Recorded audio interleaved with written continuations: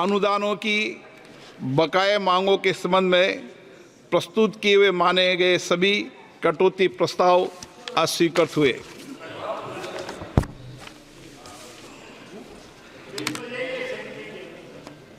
अब मैं मंत्रालय विभागों से संबंधित अनुदानों की मांगों को सभा में मतदान के लिए रखता हूं।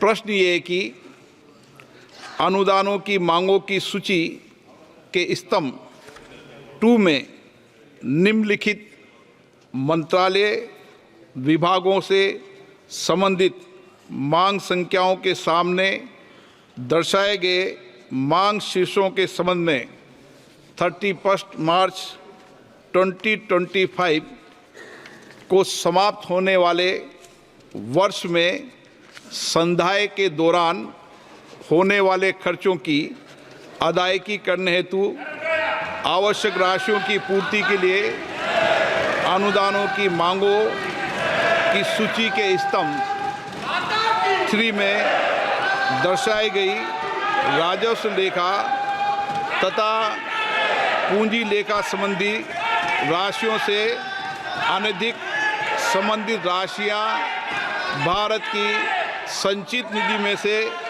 राष्ट्रपति को दी जाए। कृषि एवं किसान कल्याण मंत्रालय से संबंधित मांग संख्या 1 और 2, परमाणु ऊर्जा विभाग से संबंधित मांग संख्या 2, 3, आयुष मंत्रालय से संबंधित मांग संख्या 4, रसायन और उर्वरक मंत्रालय से संबंधित मांग संख्या 5 से 7, नागर विमान मंत्रालय से संबंधित मांग संख्या 8, कोयला मंत्रालय से संबंधित मांग संख्या 9, वाणिज्य और उद्योग मंत्रालय से संबंधित मांग संख्या 10 और 11, संचार मंत्रालय से संबंधित मांग संख्या 12 और 13, उपभोक्ता मामले, खाद्य और सार्वजनिक वितरण मंत्रालय से संबंधित मांग संख्या 14 और 15, सहकारिता मंत्रालय से संबंधित मांग संख्या 16, कॉरपोरेट कार्य मंत्रालय से संबंधित मांग संख्या 17, संस्कृति कार्य मंत्रालय से संबंधित मांग संख्या 18, रक्षा मंत्रालय से संबंधित मांग संख्या 19 से 22, पूर्वोत्तर क्षेत्र विकास मंत्रालय से संबंधित मांग संख्या 23, पृथ्वी विज्ञान मंत्रालय से संबंधित मांग संख्या 24,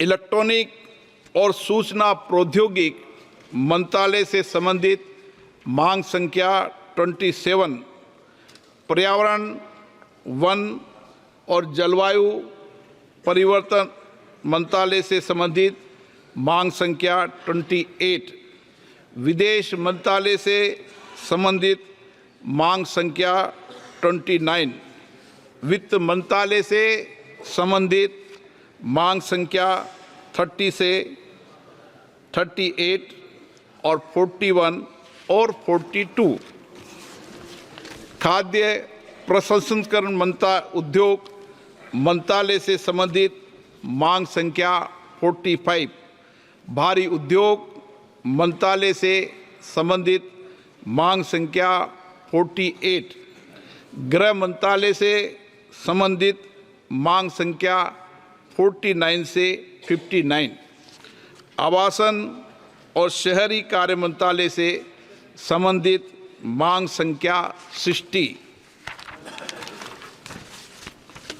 सूचना एवं प्रसारण मंत्रालय से संबंधित मांग संख्या 61, जल शक्ति मंत्रालय से संबंधित मांग संख्या 62 और 63, श्रम और रोजगार मंत्रालय से संबंधित मांग संख्या 64, विधि और न्याय मंत्रालय से संबंधित मांग संख्या 65 और 66, सूक्ष्म लघु और मध्यम उद्यम मंत्रालय से संबंधित मांग संख्या 68, खान मंत्रालय से संबंधित मांग संख्या 69, अल्पसंख्यक कार्य मंत्रालय से संबंधित मांग संख्या 70, नवीन तथा नवीकरणीय ऊर्जा मंत्रालय से संबंधित मांग संख्या 71,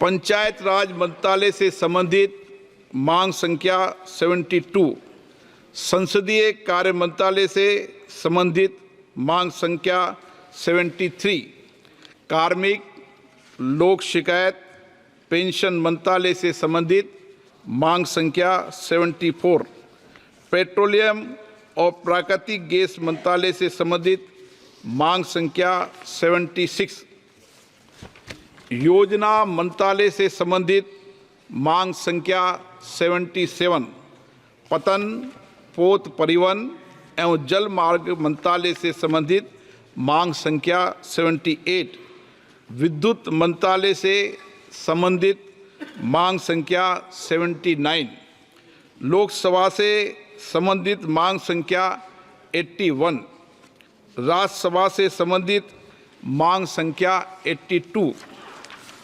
उपराष्ट्रपति सचिवालय से संबंधित मांग संख्या 83, सड़क परिवहन और राजमार्ग मंत्रालय से संबंधित मांग संख्या 86, ग्रामीण विकास मंत्रालय से संबंधित मांग संख्या 87 और 88, विज्ञान और प्रौद्योगिकी मंत्रालय से संबंधित मांग संख्या 89 से 91, कौशल विकास और उद्यमिता मंत्रालय से संबंधित मांग संख्या 92, सामाजिक न्याय और अधिकारिता मंत्रालय से संबंधित मांग संख्या 93 और 94, अंतरिक्ष विभाग से संबंधित मांग संख्या 95, सांख्यिकी और कार्यक्रम कार्यान्वयन मंत्रालय से संबंधित मांग संख्या 96, इस्पात मंत्रालय से संबंधित मांग संख्या 97, वस्त्र मंत्रालय से संबंधित मांग संख्या 98, पर्यटन मंत्रालय से संबंधित मांग संख्या 99, जनजाति कार्य मंत्रालय से संबंधित मांग संख्या 100,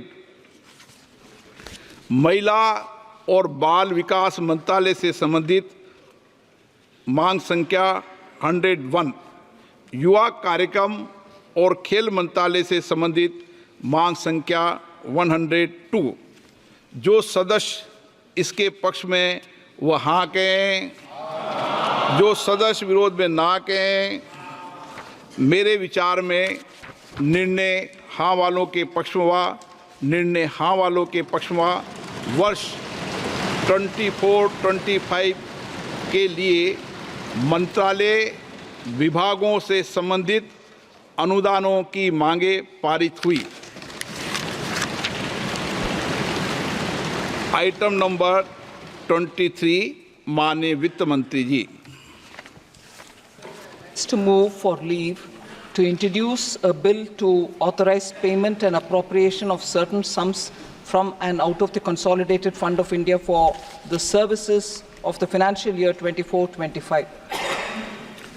प्रश्न ये कि विधेयक को पूरा स्थापित करने की अनुमति प्रदान की जाए। जो सदस्य इसके पक्ष में हाँ कहें, जो सदस्य विरोध में ना कहें। मेरे विचार में निर्णय हाँ वालों के पक्ष में, निर्णय हाँ वालों के पक्ष में अनुमति प्रदान की जाती है। माननीय मंत्री जी, अब विधेयक पूरा स्थापित करें। Sir, I introduce the bill. Item number 24, माननीय वित्त मंत्री जी। Sir, I rise to move that the bill to authorize payment and appropriation of certain sums from and out of the Consolidated Fund of India for the services of the financial year 2024-25 be taken into consideration. प्रश्न ये कि विधेयक पर विचार किया जाए। जो सदस्य इसके पक्ष में हाँ कहें, जो सदस्य विरोध में ना कहें। मेरे विचार में निर्णय हाँ वालों के पक्ष में, हाँ वालों के पक्ष में विधेयक पर विचार करने हेतु प्रस्ताव को स्वीकृत किया गया। अब सभा विधेयक पर खंडवार विचार करेगी। प्रश्न ये कि खंड 2 से 4 विधेयक का अंग बने। जो सदस्य इसके पक्ष में हाँ कहें, जो सदस्य विरोध में ना कहें। मेरे विचार में निर्णय हाँ वालों के पक्ष में, हाँ वालों के पक्ष में खंड 2 से 4 विधेयक का अंग बना। प्रश्न ये कि अनुसूची विधेयक का अंग बने। जो सदस्य इसके पक्ष में हाँ कहें, जो सदस्य विरोध में ना कहें। मेरे विचार में निर्णय हाँ वालों के पक्ष में, हाँ वालों के पक्ष में अनुसूची विधेयक का अंग बनी। प्रश्न ये कि खंड 1 अधिनियम सूत्र और विधेयक का पूरा नाम विधेयक का अंग बने। जो सदस्य इसके पक्ष में हाँ कहें, जो सदस्य विरोध में ना कहें। मेरे विचार में निर्णय हाँ वालों के पक्ष में, हाँ वालों के पक्ष में खंड 1 अधिनियम सूत्र और विधेयक का पूरा नाम विधेयक का अंग बने। मंत्री जी अब यह प्रस्ताव करें कि विधेयक को पारित किया जाए। Sir, I rise to move that the bill be passed. प्रश्न ये कि विधेयक को पारित किया जाए। जो सदस्य इसके पक्ष में हाँ कहें, जो सदस्य विरोध में ना कहें। मेरे विचार में निर्णय हाँ वालों के पक्ष में, हाँ वालों के पक्ष में प्रस्ताव स्वीकृत हुआ और विधेयक पारित हुआ। सभा की कार्रवाई मंगलवार दिनांक 6 अगस्त 2024 को प्राप्त 11 बजे तक के लिए स्थगित की जाती है।